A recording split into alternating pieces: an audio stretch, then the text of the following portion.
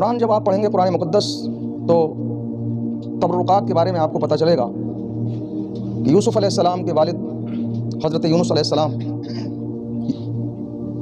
یعقوب علیہ السلام، جب ان کی آنکھ کی بینائی چلی گئی تو اپنے بھائیوں کو حضرت یوسف علیہ السلام نے مصر میں، جب وہ مصر کے بادشاہ بنے یوسف علیہ السلام، تو اپنا کرتا اتار کر دے دیا۔ یہ قرآن میں پورا کانسیپٹ موجود ہے، اور فرمایا اپنے بھائیوں سے کہ اس کو والد محترم کی آنکھوں پر لگانا، ان کی آنکھوں کی بینائی واپس آ جائے گی۔ غور کیجئے کہ جب یوسف علیہ السلام کے کرتے کا عالم یہ ہے، اور قرآن میں واقعہ موجود ہے کہ آپ کی آنکھوں کی روشنی واپس آ گئی، تو پھر تمام نبیوں کے سردار میرے اعلیٰ حضرت فرماتے ہیں سب سے اولا و اعلیٰ ہمارا نبی، سب سے بالا و بالا ہمارا نبی، سب چمک والے چمکوں میں چمکا کیے اندھے شیشوں میں چمکا ہمارا نبی۔ عیسیٰ علیہ السلام اور حضور کی ولادت میں 500-600 سال کا فاصلہ ہے، لیکن اس بیچ میں کوئی اور نبی نہیں آیا۔ دوسرے نبیوں کے لیے، نبیوں کے ساتھ بھی نبی آتے رہے، تھوڑے تھوڑے مدت میں نبی آتے رہے، لیکن اتنا بڑا فاصلہ ہے۔ حضور اعلیٰ حضرت نے فرمایا کہ سب چمک والے چمکوں میں چمکا کیے اندھے شیشوں میں چمکا ہمارا نبی، اور خلق سے اولیاء، اولیاء سے رسول، اور رسولوں میں اعلیٰ ہمارا نبی، جس کی 2 بوند ہیں کوثر و سلسبیل، ہے وہ رحمت کا دریا ہمارا نبی۔ اللہ اکبر۔ تو یوسف علیہ السلام کے کرتے کا عالم یہ ہے کہ آنکھوں پہ لگا دیا جائے تو بینائی واپس آ جائے، تو نبی رحمت کے ان تبرکات کا عالم کیا ہوگا؟ جب حسن تھا ان کا جلوہ نما، انوار کا عالم کیا ہوگا؟ ہر کوئی فدا ہے بن دیکھے دیدار کا عالم کیا ہوگا؟ جب ان کے گدا بھر دیتے ہیں شاہان زمانہ کی جھولی، محتاج کا جب یہ عالم ہے مختار کا عالم کیا ہوگا؟ سارے نبی یہی تمنا کرتے تھے کہ ہم نبی آخر الزماں یعنی حضور نبی پاک صلی اللہ تعالی علیہ وسلم کے امتی بن کر دنیا میں جائیں۔ تو پھر حضور اعلیٰ حضرت نے فرمایا کہ حسن یوسف پہ کٹی مصر میں انگشت زنا، یعنی آپ کا حسن، یوسف علیہ السلام کا حسن دیکھ کر مصر کی ان عورتوں نے اپنے ہاتھ کاٹ لیے تھے، انگلیاں کاٹ لی تھی۔ یہ بھی قرآن میں موجود ہے۔ اور فرمایا کہ سر کٹاتے ہیں تیرے نام پہ مردان عرب۔ حضور کی محبت میں صحابہ اپنی گردنوں کو کٹایا کرتے تھے، یہ حضور کی محبت ہے۔ نماز ایمان کے بعد سب سے پہلا رکن ہے، اور نماز کو اگر کوئی چھوڑ دے تو حضور نے فرمایا، حضرت انس رضی اللہ تعالیٰ عنہ، جامع ترمذی میں یہ حدیث موجود ہے، اور ابن ماجہ میں، ابو داؤد شریف میں یہ حدیث موجود ہے کہ حضور نے فرمایا من ترک الصلاۃ متعمدا فقد کفر، اور فرمایا بین العبد و بین الکفر ترک الصلاۃ، یعنی نماز کی عظمت بتائی حضور نے کہ جو نماز کو جان بوجھ کر چھوڑ دے وہ کفر کے قریب چلا جاتا ہے، اور ہم میں اور غیروں میں اگر کوئی فرق ہے، یعنی ایمان اور کفر کے بیچ میں اگر کوئی فرق ہے تو وہ نماز کا ہے۔ لیکن سنیں، حضرت اسماء بنت امیس اس حدیث کی راوی ہیں، وہ فرماتی ہیں انہو رسول اللہ صلی اللہ تعالی علیہ وآلہ وسلم، انہوں نے فرمایا کہ نبی پاک صلی اللہ تعالی علیہ وسلم سے جڑا ہوا ایک واقعہ انہوں نے بتایا۔ کان یوحا الیہ، کہ حضور کے اوپر وحی نازل ہو رہی تھی، فی حجر علی، اور حضور کا مبارک سر، وہ سر مبارک جس کے گیسوئے مبارک کی آج آپ زیارت کریں گے،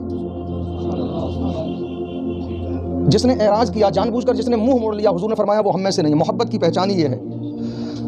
تو حضرت اسماء بنت امیس، اب میں فرق بتا رہا ہوں آپ کو کہ حضور کی محبت کیا ہے اور نماز کیا ہے۔ کوئی یہ نہ سمجھ لے کہ نماز کی اہمیت کم ہو رہی ہے، نماز کی اہمیت کم نہیں ہوتی، بلکہ حضور کی محبت کا مقام مولا علی نے بتایا ہے۔ فرماتی ہیں فی حجر علی، کہ مولا علی کی گود میں حضور کا سر مبارک تھا، اور ہوا کیا کہ عصر کا وقت تھا اور وہ نماز نہیں پڑھ سکے، حتیٰ غربت الشمس، یہاں تک کہ سورج غروب ہو گیا۔ حضور کا سر مبارک کہاں تھا؟ گود میں، نماز چلی گئی، سمجھ رہے ہیں؟ حتیٰ غربت الشمس، سورج ڈوب گیا۔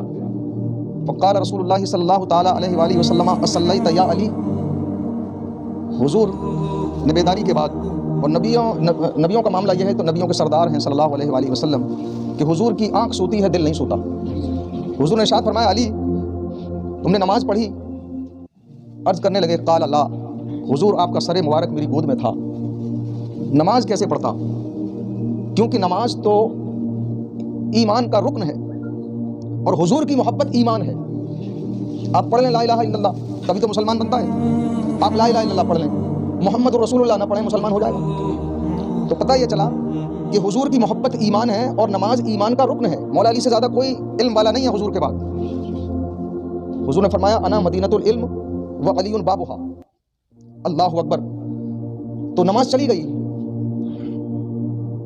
یہ کیسے انسان ہیں, یہ کیسے حضور کے صحابی ہیں کہ حضور کی محبت میں نماز چھوڑ دی. آج ہم نماز تو چلائیں اور حضور کی محبت سینے میں نہ ہو تو بتائیے ہم صحابہ کے راستے پر کہاں ہیں. ہمیں نماز بھی پڑھنی ہے اور حضور سے ٹوٹ کر محبت بھی کرنی ہے, کیونکہ حضور کی محبت ایمان ہے. حضور کی محبت نہیں تو ایمان نہیں. اور میں نے پچھلے جو میں بتایا تھا آپ کو کہ حضور کی ہر شے, بلکہ حضور کے اس لباس کو اگر کسی نے جو آپ پہنتے تھے معاذ اللہ اگر یہ کہہ دیا کہ وہ میلا یا گندا تھا تو اس کا ایمان ہی چلا گیا. اللہ اکبر. قاضی ایاز مالکی رحمۃ اللہ تعالیٰ علیہ نے اپنی کتاب الشفا میں یہ بات لکھی ہے. حضرت امیر معاویہ رضی اللہ تعالیٰ عنہ جب ان کا انتقال کا وقت قریب آیا تو حضور کے منہ مبارک, گیسوئے مبارک اور حضور کے ناخن مبارک ان کے پاس تھے اور حضور کی ایک چادر بھی آپ کے پاس تھی. تو آپ نے یہ وصیت کی تھی کہ جب میرا انتقال ہو تو میری آنکھوں پر حضور کے ناخن مبارک رکھ دینا قبر میں. یہ حضرت امیر معاویہ رضی اللہ تعالیٰ عنہ کی وصیت تھی. ناخنوں سے محبت, بالوں سے محبت, گیسوئے مبارک سے محبت. آج تو ہمیں محبت کا پتہ ہی نہیں ہے کہ محبت ہوتی کیا ہے. اللہ اکبر. اب مولا علی کو جب حضور نے دیکھا کہ نماز ان کی چلی گئی ہے تو اللہ تعالیٰ نے آپ کو با اختیار اس کائنات کے اندر تمام اختیارات زمین و آسمان میں جو کچھ بھی ہے ان خزانوں کی کنجیاں حضور کے ہاتھوں میں دے دی گئی ہیں, مقدس ہاتھوں میں دے دی گئی ہیں. کل کائنات کا مالک اللہ تعالیٰ نے اپنے محبوب کو بنا دیا ہے. اللہ اکبر. حضور جس کو چاہیں جنت عطا فرما دیں, جس کو چاہیں حضور جہنم سے نکال لیں. یہ تو حضور کا معاملہ ہے. ایک حافظ جو قرآن کا, جو جس کے سینے میں قرآن بسا ہوتا ہے, جامع ترمذی میں یہ حدیث ہے کہ وہ 10 ایسے لوگوں کو جہنم سے نکالے گا جن کے اوپر جہنم واجب ہو چکی ہوگی. ایک حافظ قرآن, سمجھ رہے ہیں. عالم دین جتنے لوگوں کو چاہے گا اللہ تعالیٰ اس کو اختیار دے گا, وہ جہنم سے نکال لے گا. اللہ اکبر. تو نبی پاک صلی اللہ تعالیٰ علیہ وسلم نے رب کی بارگاہ میں عرض کی, قال اللہم. اب رب کی بارگاہ میں عرض کر رہے ہیں حضور نبی پاک صلی اللہ تعالیٰ علیہ وسلم, انہو کانا فی طاعتک و طاعت رسولک فردد الیہ الشمس. رب کی بارگاہ میں حضور نے دعا کی, باری تعالیٰ یہ علی تیرے اور تیرے محبوب کی اطاعت میں تھے. اب اطاعت دیکھیں, اطاعت تو حقیقت میں حضور کی ہو رہی تھی کیونکہ حضور آرام فرما رہے تھے, ہے نہیں, آرام تو حضور فرما رہے تھے, لیکن حضور نے کیا فرمایا, یعنی حضور کی اطاعت ہی اللہ کی اطاعت ہے, حضور کی محبت ہی اللہ کی محبت ہے, حضور پر ایمان ہی اللہ پر ایمان ہے. کیونکہ اللہ کو تو کسی نے نہیں دیکھا, ہم تو اللہ کو بھی حضور کے کہنے سے مانتے ہیں. حضور نے بتایا. اب دیکھیں آپ جب پڑھتے ہیں نا قل هو اللہ احد, تو اس میں قل پہلے ہے. یہ قل کیا ہے؟ قل اے محبوب تم فرماؤ کیا هو اللہ احد, کہ وہ اللہ ایک ہے. رب کس سے کہہ رہا ہے؟